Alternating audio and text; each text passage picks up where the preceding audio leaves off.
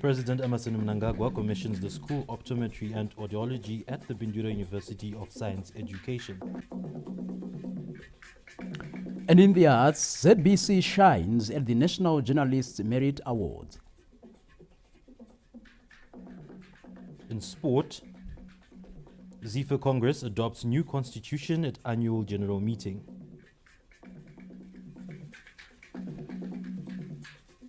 And now for the news in detail.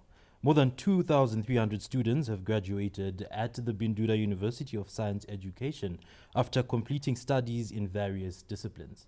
The graduation comes as universities are pushing towards industrialization through research and innovation. Tapiwa Machemedze with our first report. It was all smiles at the 23rd edition of the Bindura University of Science Education BUSE graduation ceremony as 2,394 students were kept by the Chancellor of the university, President Emmerson Mnangagwa. Among the graduates were 8 who studied for doctorate degrees, 422 master's graduates, 28 with postgraduate diplomas, and 1,667 who attained undergraduate degrees. BUSE Vice Chancellor Professor Eddie Mwenje chronicled the university's developmental strides. The university has fully embraced artificial intelligence as demonstrated in part by its appointment of the first professor of AI in the country. To date, the institution has reached out to numerous public and private sector institutions that include the Parliament of Zimbabwe, the Judicial Services Commission, Ministry of Primary and Secondary Education, Apparent Ministry of Higher and Tertiary Education, Innovation, Science and Technology Development, and several other ministries to bring them to speed on AI. In a world where artificial intelligence is revolutionizing every industry and redefining how we live and work, Bindura University of Science Education has taken bold strides to ensure Zimbabwe will not be left behind in this area. ZBC News caught up with elated graduates. I've graduated in international relations, and I feel and believe I'm going to contribute a lot to my country. This qualification is going to help me to elevate myself in terms of knowledge, 1, 2, how best can I manage my subordinates. I was doing agriculture, economics and management, and I was awarded the best female student, and I'm very happy for that. I'm really happy for attaining these awards. The biggest award that I got that really moved me is the best graduating male student in the university. And I just want to say this is the start. I'm going to keep pursuing education. BUSE is constructing a cell phone, tablet and laptop manufacturing factory, and production is expected to commence by year end. The university also introduced programs in petroleum engineering, milling engineering, mining and mechanical engineering in response to pressing demands. The graduates churned out here today are expected to play a pivotal role in driving national economic development as government is placing emphasis on innovation and industrialization. Tapiwa Machemedze, ZBC News, Bindura. Meanwhile, President Emmerson Mnangagwa has commissioned the Bindura State University School of Optometry and Audiology. Let's get more details. This Friday, President Emmerson Mnangagwa officially opened the School of Optometry and Audiology at the Bindura University of Science Education. Upon arrival, President Mnangagwa toured the facilities and he was impressed. Most of the country's students in optometry were being trained outside the country, but this is set to change after the commissioning of the Bindura University School of Optometry and Audiology by President Emmerson Mnangagwa this Friday. President Mnangagwa said the commissioning of the school signifies the fulfillment of a long-standing vision. We have come to the conclusion of a vision which we had some years back, but today we have seen the fruition of that vision. Professor Mwenje has been talking about this for a long time, and I was looking for a day when what he talked about could be realized in reality, and today here it is, and we have commissioned it. So congratulations. Thank you, Excellency. BUSA chairperson of the Department of Optometry, Dr. Claudio Mutua, who is the country's first black optometrist, said the clinic is attending to an average 120 patients per month, adding that students at the school conduct their clinical trials at the facility. We started in 2018 after a lot of stakeholders meeting, whereby it was envisaged to try and have a school of optometry in the country. Because most of the students we were coming from overseas, or they were trained from overseas. So the idea was to try and train students locally. So we started with the department. We started under the Department of Health Sciences, and then and then we became our own department. So what we've been doing is we intake about 12 students per year, which is allowed by the regulator, our Pharmacists Council of Zimbabwe, which is our regulator. So those 12 students, mainly from Zimbabwe, all over the country, and then we took off. Now the thing that actually is required as far as the program is concerned is that we're supposed to have what we call clinical assessments.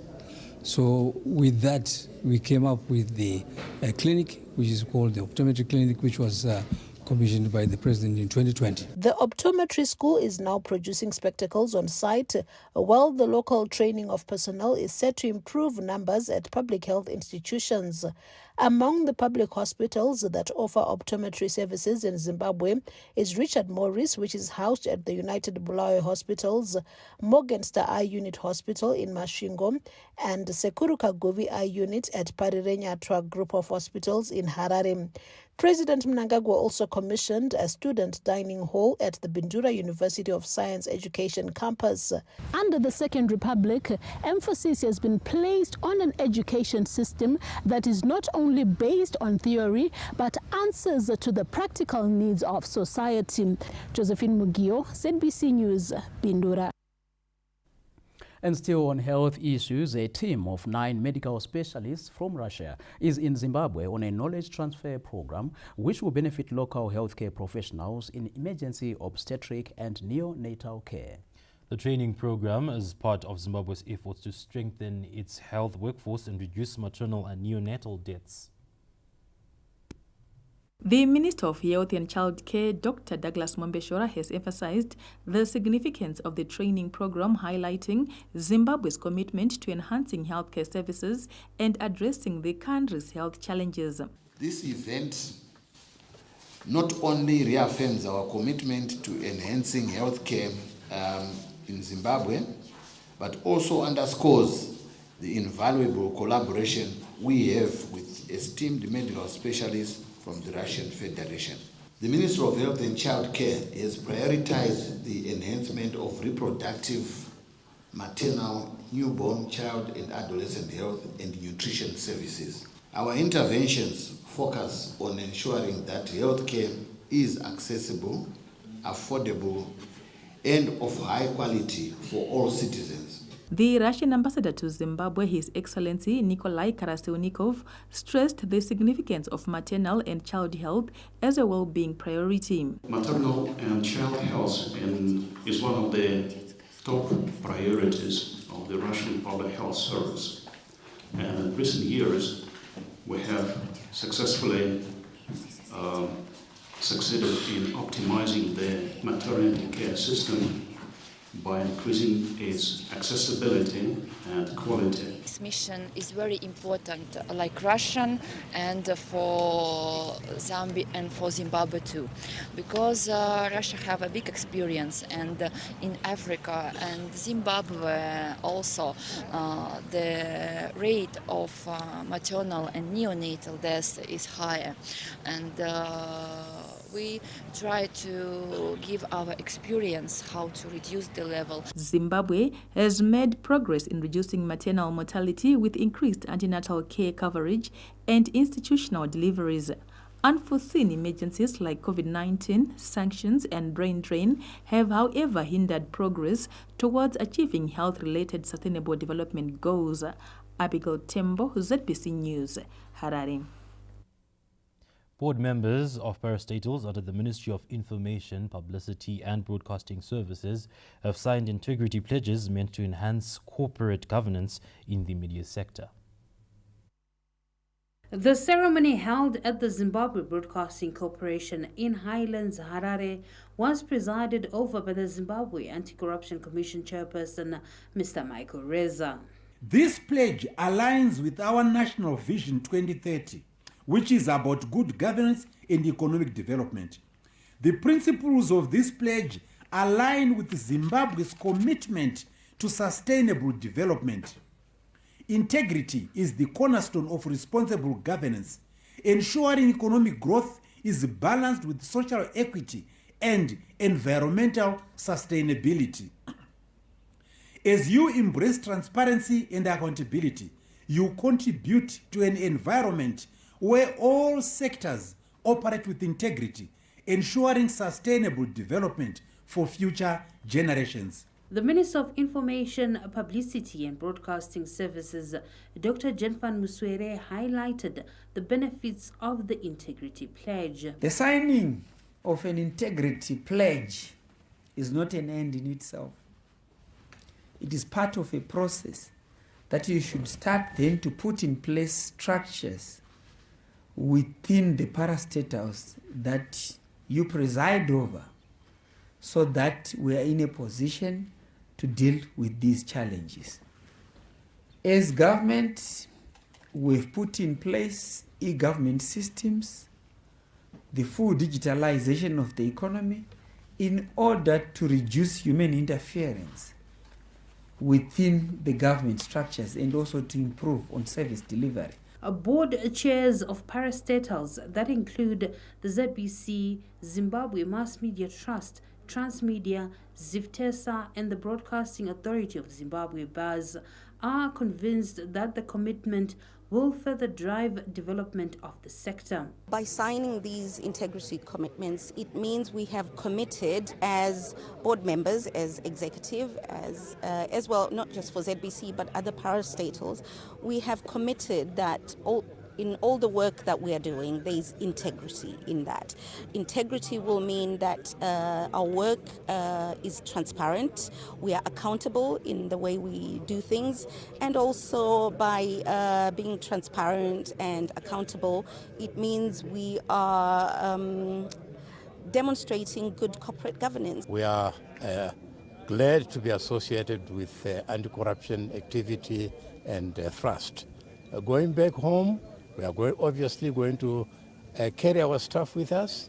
We are going to carry the rest of the mass media employees with us, and we are going to enhance the importance of integrity. This is a very important milestone, just reinforcing what we've been doing at Transmedia to operate in absolute integrity and making sure that we value the importance of delivering in honesty for our company. Izvo zvinhu zvinokosha zvakanyanyisa. Ukaona dzimwe nyika, for example kuChina, zvinhu zvavasingambodi kuona muhurumende, vakangoona une uori padiki diki, aidha unosungwa kuti haubude mujere, because vanoziva kuti uori chinhu chinoparadza institution, chinhu chinoparadza nyika. This integrity pledge would enhance how we operate as a board and also how our management is going to operate by living under the provisions of the law, where we should obey transparency, accountability and integrity. The integrity pledges introduced by the Second Republic are also expected to improve operations of parastatals as government seeks to develop and grow Zimbabwe's media sector in line with the National Development Strategy 1. Olina Ndori, ZBC News, Harare. Thousands of widows from the Midlands province thronged Gresham Primary School in Rishavane district this Thursday for the launch of the Midlands chapter of First Lady Dr. Auxilia Mnangagwa's Widows Association. Thousands of widows from all the districts of Midlands province were filled with joy when First Lady Dr. Auxilia Mnangagwa launched the First Ladies Widows Association in Rishavane with the provision of stock to start small-scale retailing. The stock received include pushcarts, drinks, sugar, rice, snacks, mealie meal, cooking oil, tissues, juices, soft drinks, cornflakes, instant porridge, macaron, and chicken feed. The First Ladies Widows Association is an empowerment initiative aimed at easing widows' plight and enhancing their self-sustenance in order for them to earn a living through dignified means. The Mother of the Nation implored the women to start working as districts before dividing profits to set up similar enterprises as individuals. Under the supervision of Amai, the women formed committees for them to work transparently on the projects. They will also be working with the Ministry of Women Affairs, Community, Small and Medium Enterprises Development. In her remarks, the First Lady enjoined widows to put to good use the goods they had received and use their hands to earn a dignified living in their communities. Dr. Mnangagwa added that the path to empowerment is paved with hard work, dedication, and an unwavering commitment. Widows Association yachokufamba nayo tauya nayo kuti imi madzimai muite mabhizimusi enu, asi chirongwa chandauya nacho madzimai ndinoziva kuti chirongwa chichakubvisa apa chokuisa apa chozokubvisa apa chokuendesa pandofunga kuti kana wasvika ipapo wakwana ndizvo nokuti munhukadzi ukafamba naye ukashanda naye munhukadzi anobata zvinooneka, munhu anobata munhukadzi anobata zvinoumbika. Saka ndokudaro ndauya kuno kuMidlands Province tichiti hamusi imi chete asi maprovinsi ese mamwe kune vamwe vanenge imi vakatotanga project yandavinga nhasi.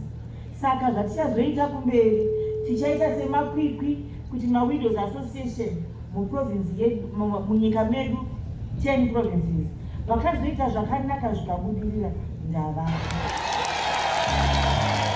Amai Mnangagwa said she was elated to announce that several partners of Angel of Hope Foundation had contributed to the donation of startup resources to support the widows' entrepreneurial venture. Ndinoda kutenda shamwari dzangu dzeAngel of Hope dzaita kuti tive tichiungana samadzimai tichionerana matambudziko edu.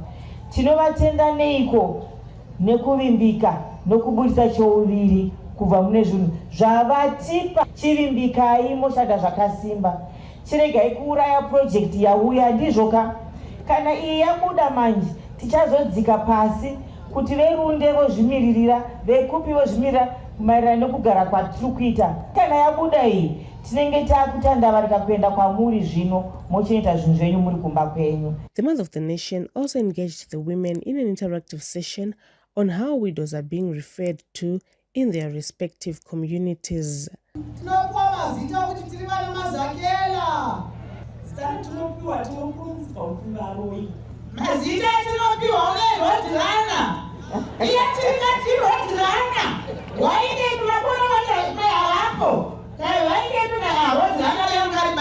Another interactive session revealed that the cat-and-mouse relationship between mothers-in-law and their daughters-in-law is far from being over.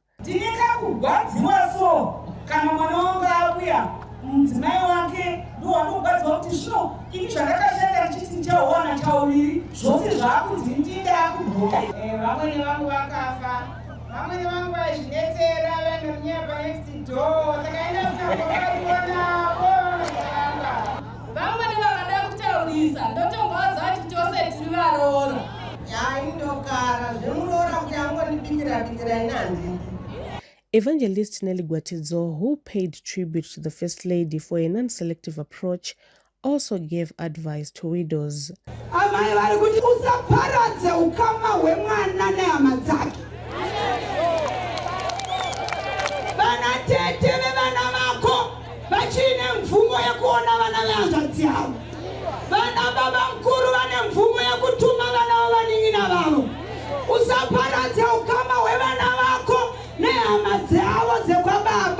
Zimbabwe Prisons and Correctional Services Chaplain Christine Piri emphasized the need for widows to work hard and embrace the teachings of the First Lady.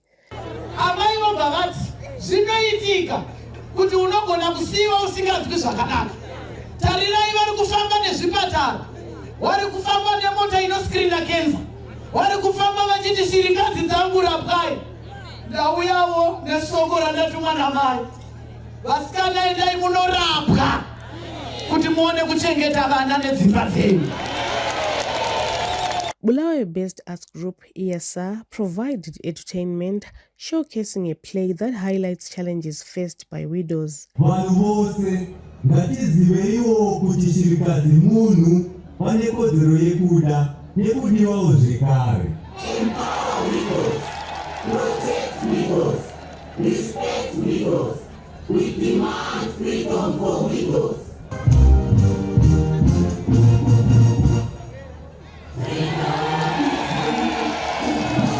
The visibly elated beneficiaries of the program promised to hit the ground running. Taitariswa pasi nguva yese izi chingonza vakafirwa vakadi asi nhasi tafara amai fatitira chinhu chakanaka. Tinotenda zvikuru namai Mnangagwa nokuti vanodzidzisa kuti tigone kubatawo namaoko edu. Chiitiko ichi chaiuya naamai muno mudunhu redu reMidlands ndinovatenda zvikuru nokuti tichamusimuka tose kana tafambisa zvakanaka tisina umbavha mukati. Minister of State for Provincial Affairs and Devolution in Midlands, Comrade Owen Ncube, thanked Amai for a well-thought-out empowerment initiatives. Noda kutenda nokurumbidza Her Excellency the First Lady of the Republic of Zimbabwe nokutsigira zvironga zvebudiriro zveSecond Republic. Mabasa amunoita aya anotipa manyukunyuku muno Midlands Province. Amai Mnangagwa further donated an assortment of groceries to all those who attended for home consumption. Traditional chiefs also received food hampers and blankets. The Midlands launch brings to 9 the number of provinces that have so far benefited from the initiative. Colette Msanyera, ZBC News, Rishavane. Meanwhile, government is working on upgrading Chirundu border post as part of efforts to enhance regional trade and decongest the busy port of entry.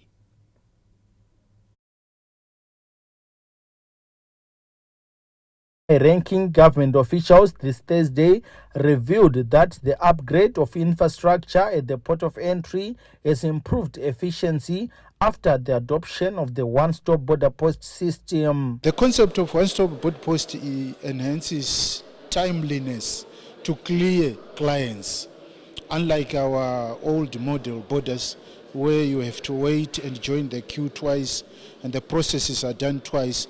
Here at Chirundu One Border Post, you have to travel. Say you are coming from Lusaka, you only come and stop once here. Zimbabwe Revenue Authority Zimra Station Manager Mrs. Kaserina Mahachi added that they have embraced digital surveillance systems to improve monitoring mechanisms. Some of the issues that taitadza kuona takudziona and we can manage even in the office.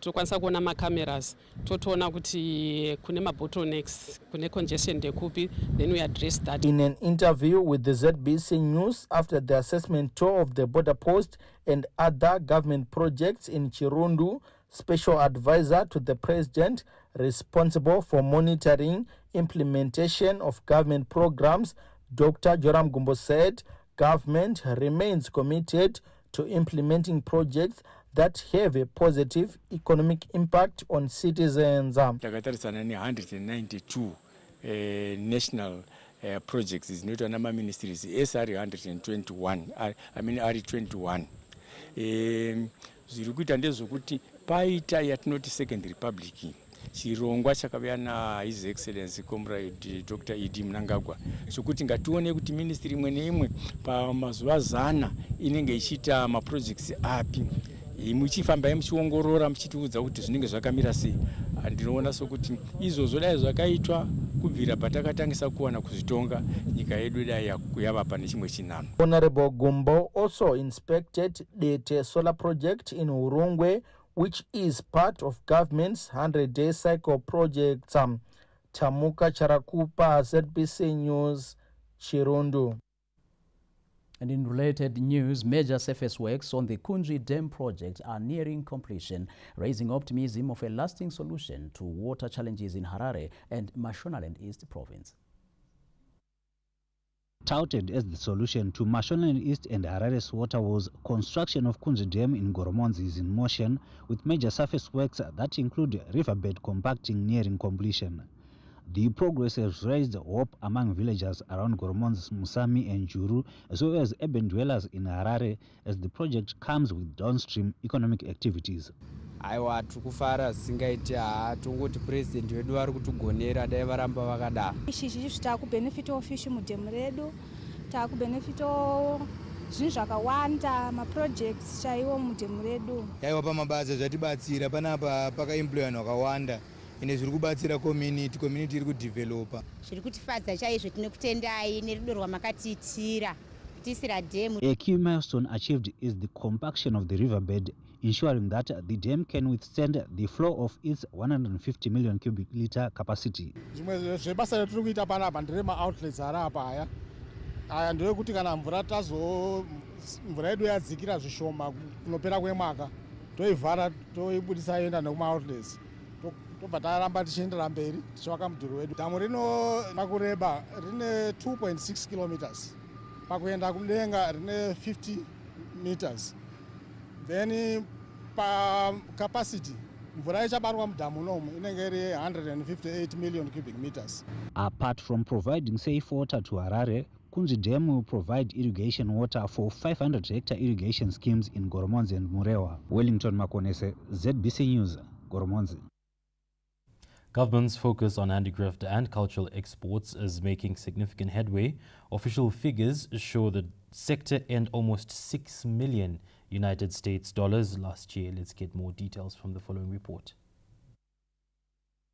A unique blend of creative ability and mastery, Zimbabwe stone sculptures are on demand across global markets, providing a critical pedestal for inclusive export growth. Elvis Mutero is an artisan working under Mashava Arts Center. He looks positively at the opportunities created for the sector as they are now exporting to lucrative markets such as South Africa and the Netherlands. We export to Netherlands, but my small pieces at HES. Mutero is part of the 80 members constituting Mashava Arts Center, a perfect example of cultural arts making an impact on the global stage while also unlocking value for small business players. Zviri kuita ndechekuti handiti inini ndapedza kuita saizvozvizvi madzimai anouya otora ochisuka chopurishiwa kwandabvawo nedombo irori ndichabhadharawo munhu uya achichanditakura kusvika ndasvika naro panapa. Takazoona customer Netherlands takakwanisa kubatsirikana mune zvakawanda pakaita ngati like life changing takakwanisa kuonawo mari zvokuti tinodyawo tichiisanawo zvikoro. Kune maembasi edu akamirawo kumhiri uko kunyika dziri kumhiri ndokune mukana kuri kuchiri kufarirwa matombo aya zvakanyanya toka tichida kuti amirewo nesu watitsvakirewo pokutengesera. Zimtrade Director of Operations Mr. Similong Kala describes the sector as low cost but high value industry. There's a lot of potential when it comes to the export of arts and crafts products, of which the global figure just for basket alone it stands around $2 billion US dollars, and for the rest of the global market for arts and crafts products, which includes stone, wood and crafts, stands at about $18 billion US dollars. The Trade Promotion Body states more than 50,000 art pieces are exported to Europe annually. Theophilus Chuma, ZBC News. We've got more stories on our website at www.zbcnews.co.zw. Or you can get in touch with us on our social media handles, that is at ZBC News Online. And here are stories still to expect in this bulletin. In the arts, ZBC shines at the National Journalists Merit Awards.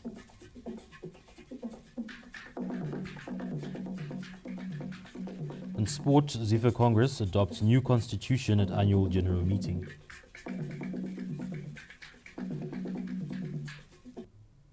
The main news takes a breather. We'll be back with you shortly.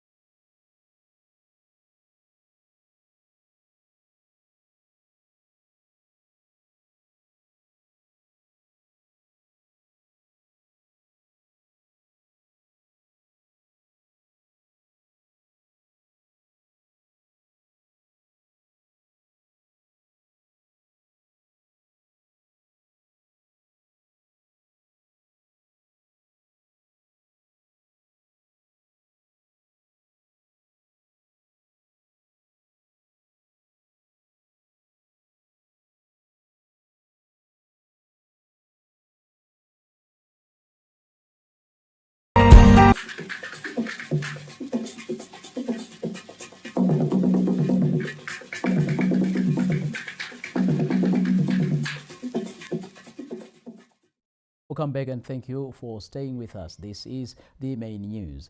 Government is in the process of formulating the National Development Strategy 2, guided by the policy framework under NDS 1 to ensure sustained growth for the country's economy. Our diplomatic correspondent, Josephine Mugio, spoke to the Minister of Information, Publicity and Broadcasting Services, Dr. Jenfan Muswere. The Second Republic's national development trajectory is underpinned by the need to ensure the country uses local resources for economic development with the key mandate of improving the livelihoods of ordinary citizens. The National Development Strategy 1, NDS 1, laid the foundation for this inclusive development agenda, with focus now shifting to NDS 2, which will run from 2026 to 2030. Information, Publicity and Broadcasting Services Minister Dr. Jenfan Muswere says the NDS2 economic blueprint takes into cognizance the strides made in economic growth under NDS1. The dam infrastructure initiative is one of the key achievements under the leadership of President Idi Mnangagwa in the new dispensation, in that a change of policy in terms of recognizing dam infrastructure only as a source of water for drinking, but the transformation of the dam infrastructure in terms of ensuring that we now have an integrated architecture in terms of dam construction. The dam infrastructure now includes all facets in terms of the ecosystem, which now includes power generation as being one of the key aspects as part of an engineering revision architecture, which architecture allows the support of fisheries, which architecture also allows for the development of modern irrigation systems, which also architecture now also allows for the support of many other industrial aspects related to the utilization of water. And at the same time, in order to guarantee food security, there's been a number of dams being constructed across the country. Dr. Muswere also delved into initiatives being put in place to bring on board new players in the energy field as government works on adding more power to the national grid. In order to guarantee electricity security and energy security across the country, the renewable energy policy has been put in place, and the licensing framework and acceleration of licensing other new players, be it in solar, be it in hydro, be it in thermal, has also been opened up to allow foreign direct investment, to allow triple P arrangements, and also to allow Zimbabweans to be in a position to participate in the energy sector. While highlighting some of the success stories under the Second Republic, the Information Minister noted that the nation is indebted to the leadership of President Emmerson Mnangagwa and the collective ownership of national projects by Zimbabweans. The most important is the leadership that has been provided by His Excellency the President Dr. Idi Mnangagwa. The second aspect is the collectivization and is the sense of belonging by Zimbabweans, by the international community, by business, by the academia, by each and every Zimbabwean to support Vision 2030, to support the NDS1, thereby making sure that we leave no one and no place behind. So the leadership that has been provided by the President includes the legislative direction, the policy direction, and many other initiatives. And the courage that His Excellency the President Dr. Idi Mnangagwa has exhibited in terms of ensuring that we leave no one and no place behind is one of the national philosophies, thereby making sure that Zimbabweans should take the lead to rebuild, to construct, to rehabilitate, and to take a lead in building Zimbabwe. The implementation of the NDS-1 5-year plan, which began in 2021, will be concluded in December next year. Josephine Mugio, ZBC News, Harare.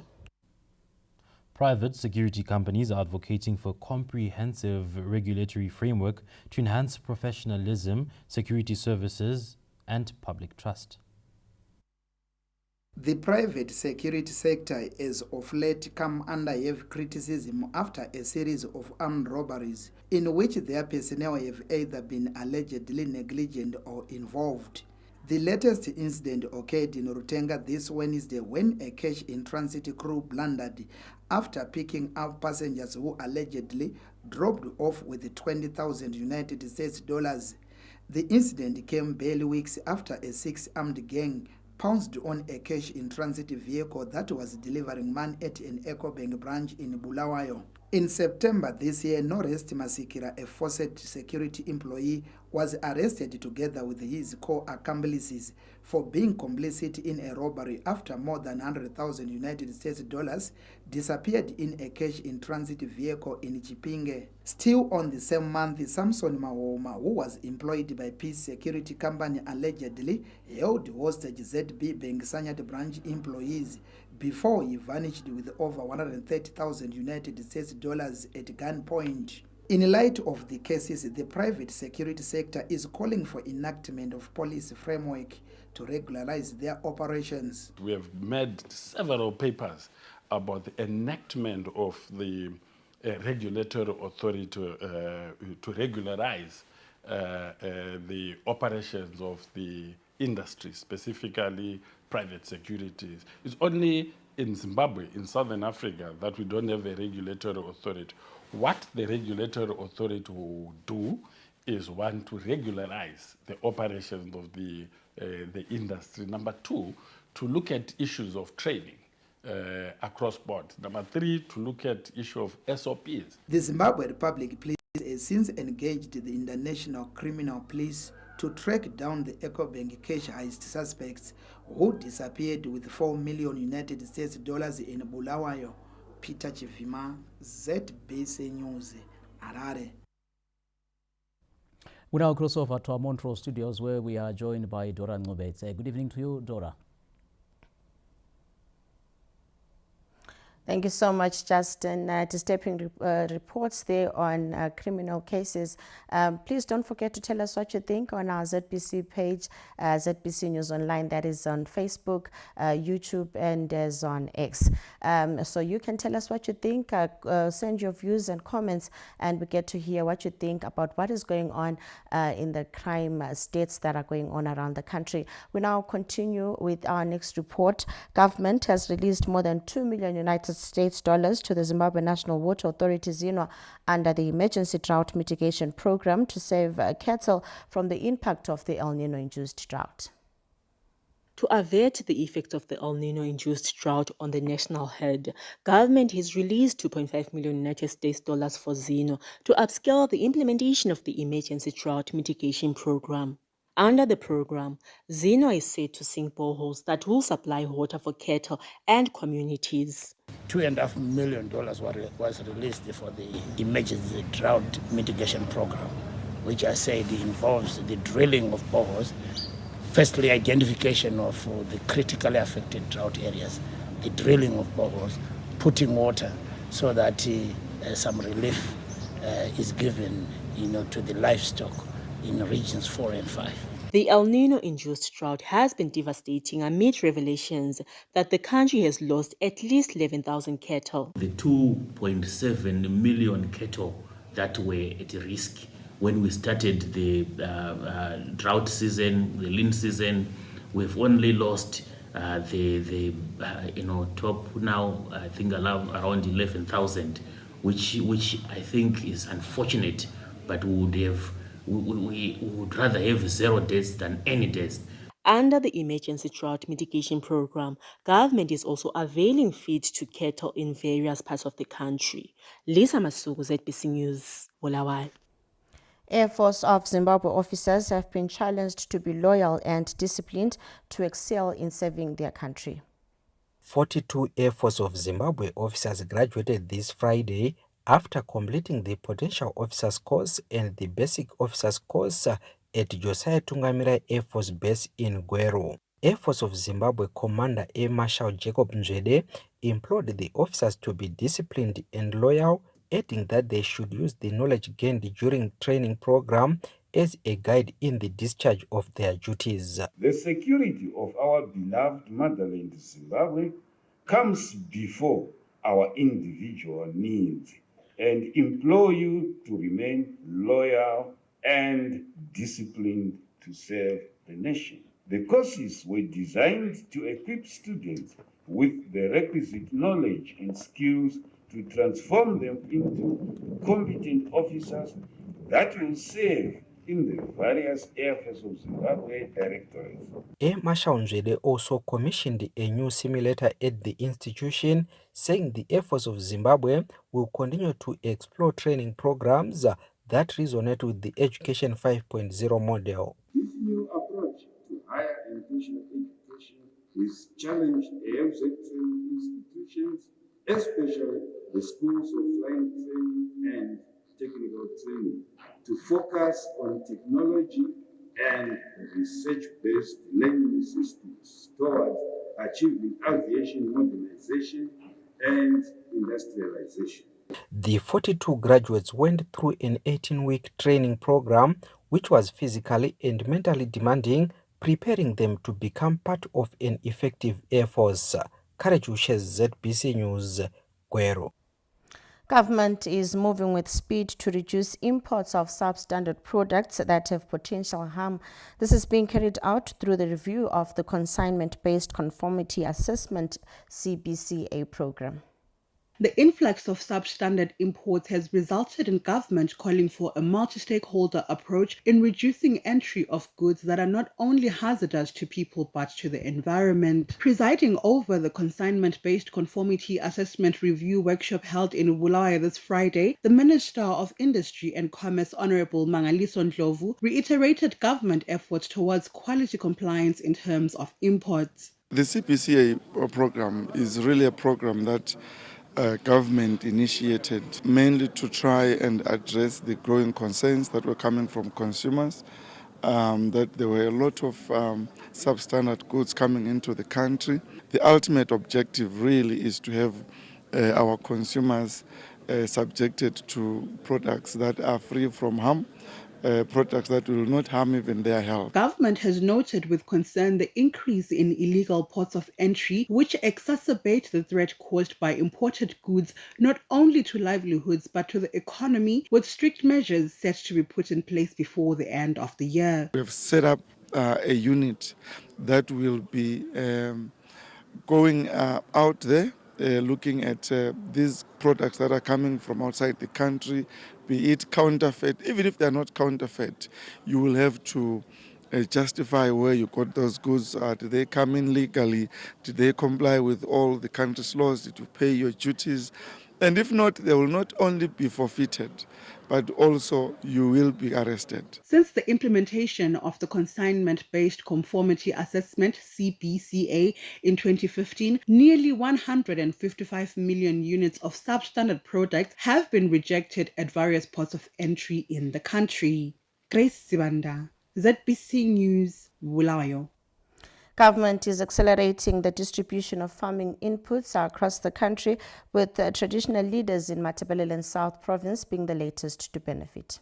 At least 32 chiefs from Matabeleland South Province received farming inputs that include small grain seed and fertilizer from the Zimbabwe National Army during the Traditional Leaders Day held at Chief Masuku Homestead in Gwanda this Thursday.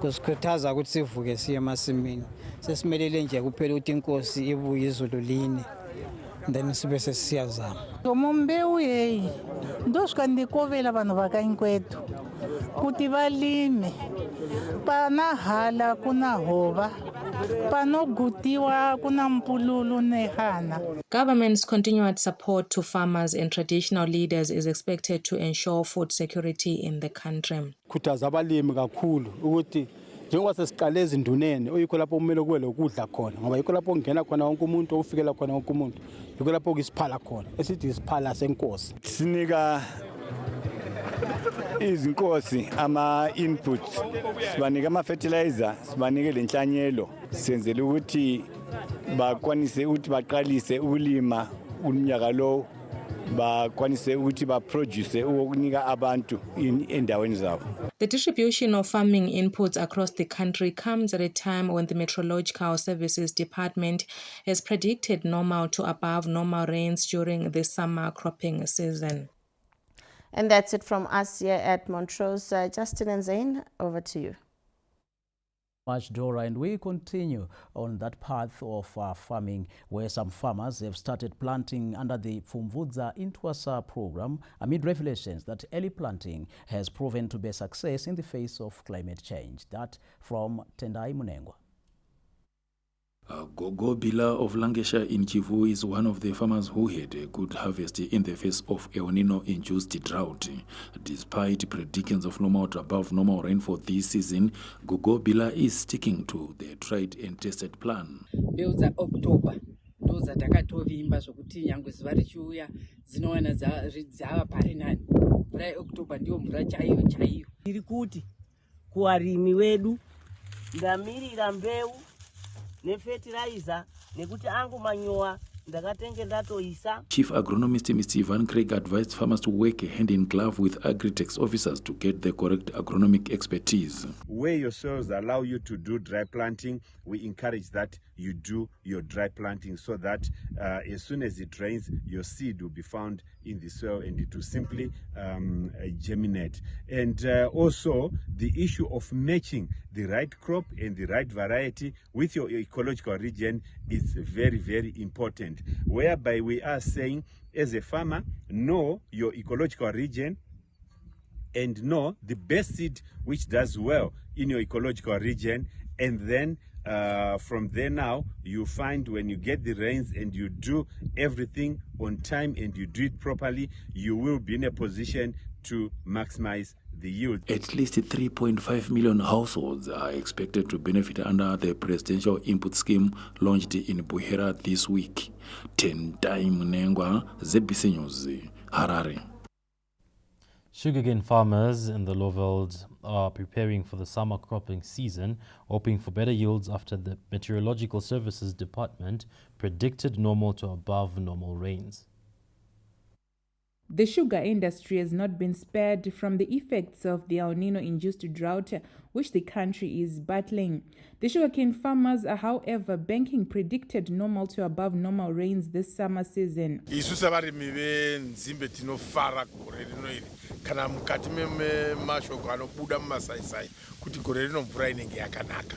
Tinofarira kuti isusu kana tadai Zimbabwe hatizofizve takaimporta shuga. Tava kundopedzisa kukohwa. Gore zaro ranga rakashata, mvura yanga iri shoma. Asi iso kunzwa kwatinoita zvinonzi season ino inenge yakanaka. Kesile kunyikwa masimu. Rimile masimu rimile kahle ngopfu. Kambe lembe lingahela leli yetako leli. Akungayikahle kusaphula inangi. The 2024 sugarcane crushing season is expected to end next month, marking the beginning of the off-crop season reserved for planting. This season, Tonga Julep Zimbabwe has done quite well in terms of both crushing sugarcane as well as the actual sugar produced. And as we speak, we are sitting on about 11% above the budget.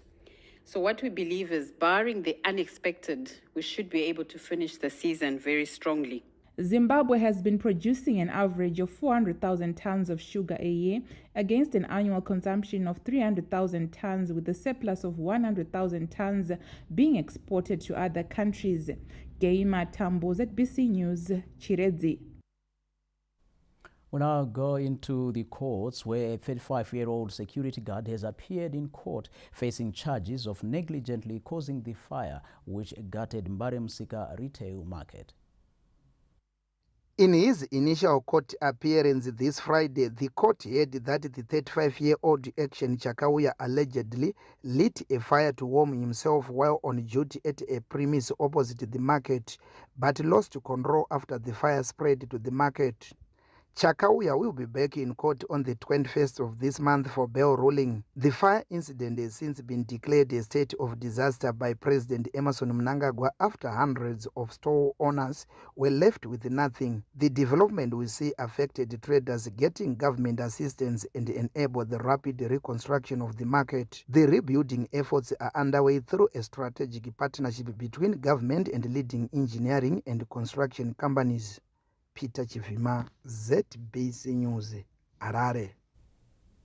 The Young Women for Economic Development has launched a new empowerment forum aimed at equipping college students with skills and resources to start businesses while pursuing their studies.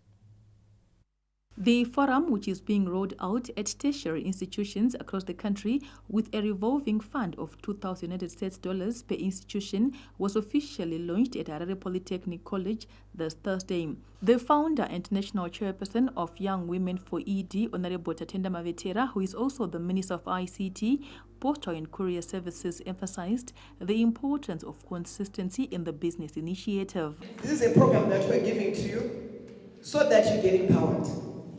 You get involved in your networks, you do a program, we'll be told to invite a leadership here, we invite my educators, we come, you pitch your idea, we come and sponsor you so that you'll be able to do it. Students expressed enthusiasm in the initiative, which is expected to open boundless opportunities. Mari tatopiwa saka ichatibatsira kuti mabhizinesi arichaita zvotibatsira tozvifanda kufanda vamwe kubatsirawo vamwe and also empower us sema young entrepreneurs. Zvakatikoshera sevasikana pakuti kudhara zvainzi zvonizvo varume ndovanotipa zvese ndovanotiprovida zvese and taidependa kwavari kuti tiite something.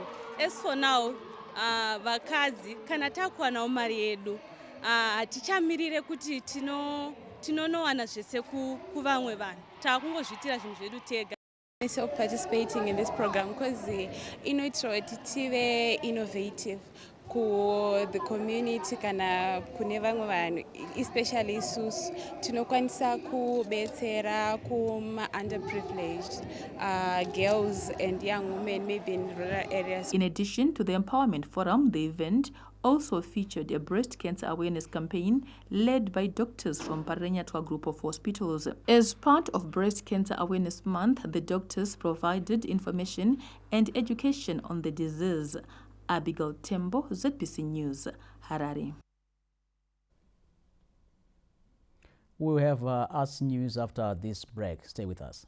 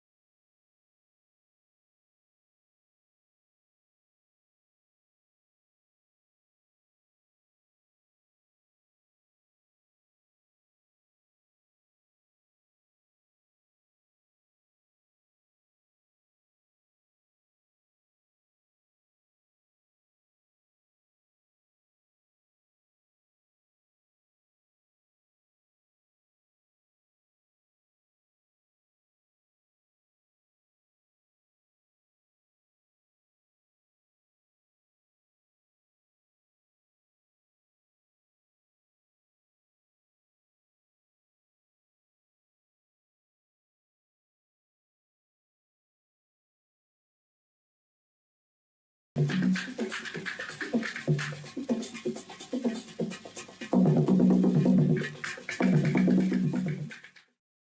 back from the break. We jump straight into our arts with Zimbabwe Broadcasting Corporation, Providence Maranelli, Tamuka Charakupa and Monica Chanda came out tops at the National Journalists Merit Awards held in Harare this Thursday. The annual event was coordinated by the Zimbabwe Union of Journalists, ZUJ, in partnership with several corporates. ZBC News Matabeleland South Bureau Chief Providence Maranelli bagged 3 accolades, including the Arts and Entertainment Award, Gender Based Violence, and News Journalist of the Year. Another ZBC News reporter, Tamuka Charakupa, was a runner-up in the multimedia category. Classic 263 radio diva Monica Chanda scooped the Female Journalist of the Year award. I'm really honored. It was my first entry, or it was my first time to sort of enter into these awards, and I've won, and I've won 3.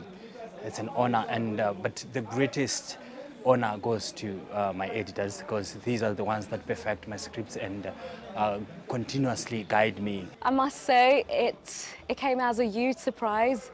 But at the same time, I'm filled with all kinds of emotions. It's such an honor to receive this award. The Minister of Information, Publicity and Broadcasting Services, Dr. Jenfan Muswere, highlighted the significance of journalists and public information dissemination. Data broadband is the new oil.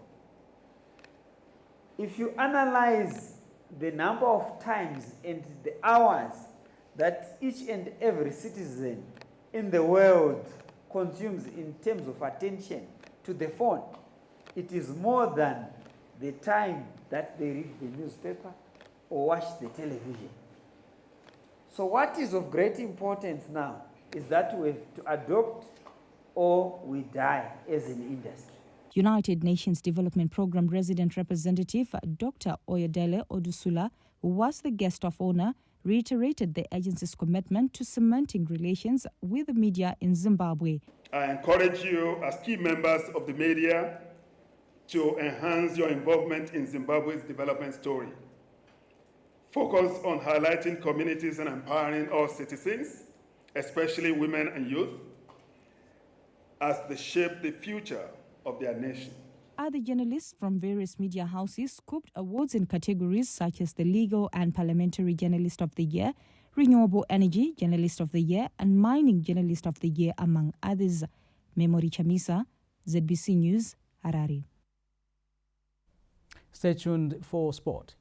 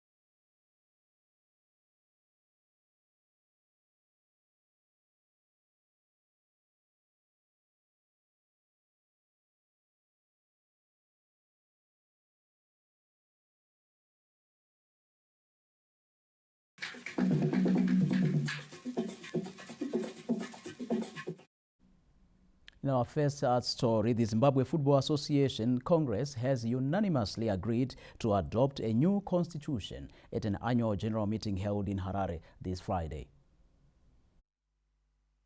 What was hoped to be a watershed convocation turned out to be so through meeting after the ZIFA Congress adopted a new constitution on a 48-to-8 vote.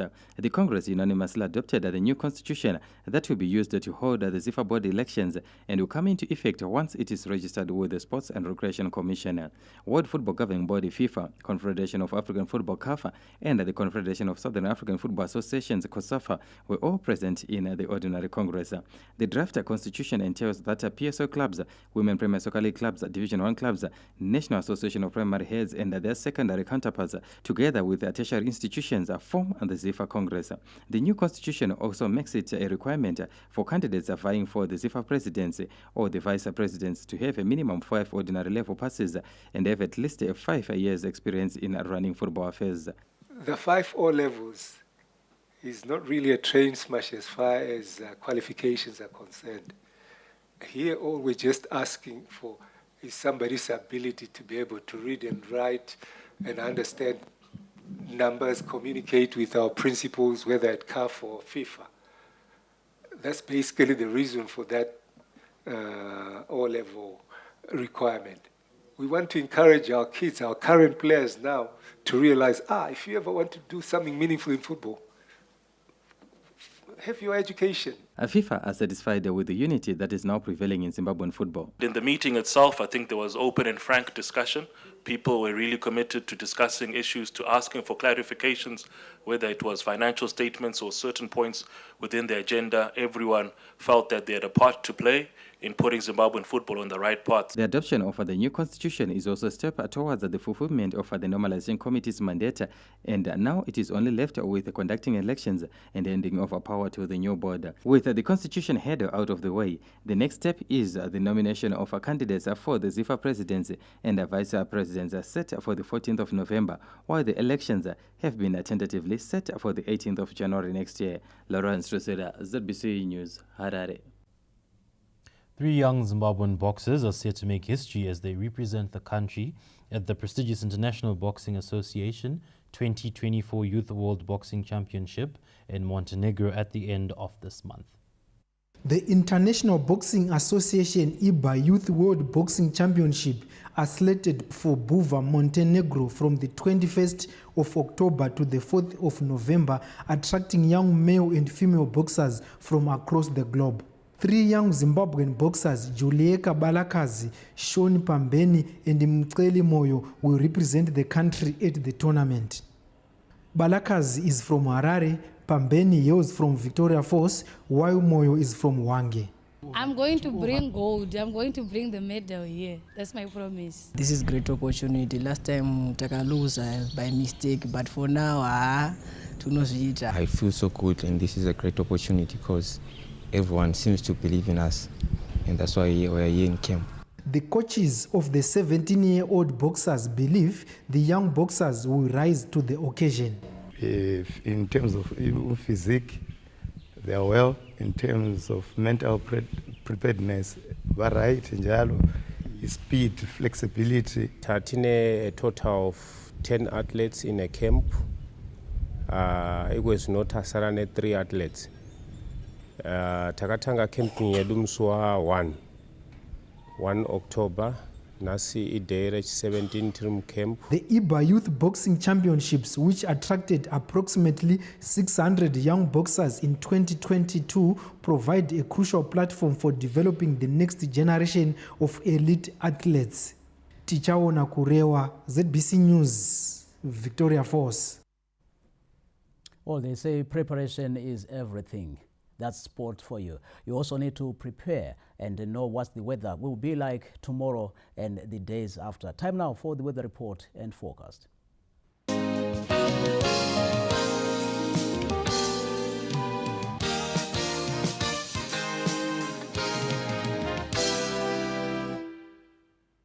Good evening, viewers, and thank you for joining us in today's edition of the weather report and forecast. My name is Baba Maketa. It was mostly sunny throughout the country. However, it was a little bit cold over the northeastern parts of the country with some drizzle over Gurwe as well as Mount Darwin. As the day progressed, it was sunny throughout the country.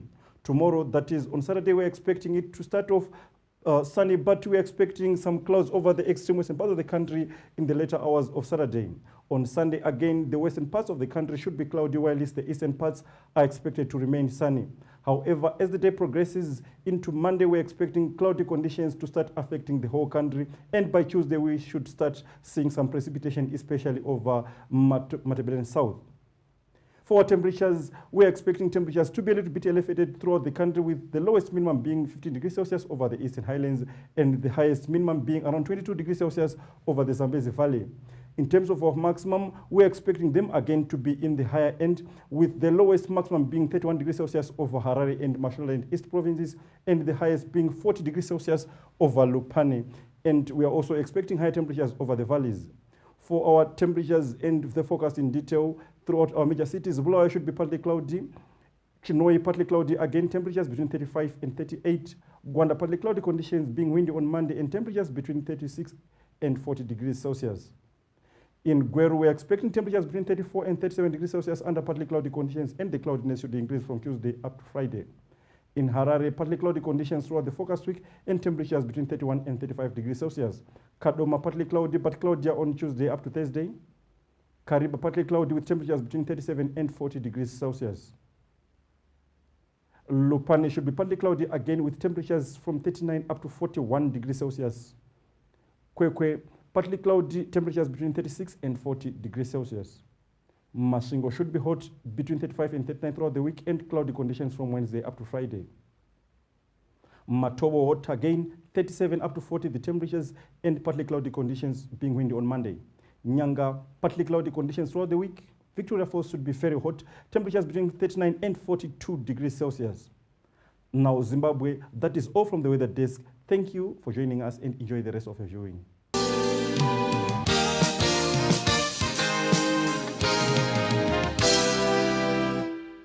Well, that caps tonight's bulletin. From the crew behind the scenes and all of us here, good night. Bye-bye.